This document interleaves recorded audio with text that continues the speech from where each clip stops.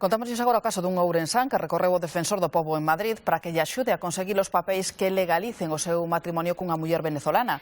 O enlace celebrouse en Caracas e quedou rexistrado no consulado español, pero 2 anos despois seguen sen libro de familia en España. Asegura Xosé Manuel que a súa historia real que nada ten que ver cun matrimonio de conveniencia. Coñeceu a súa muller en Venezuela e ali decidiron casar e registrar o seu enlace no consulado. Unha vez en España reclamaron os papéis para validalo. 2 anos despois os papéis non aparecen. Ata este momento están sen libro de familia. Cualquier tipo de ayuda, por ejemplo, vas cobar el paro, te dicen, ¿estás casado? Sí, libro de familia.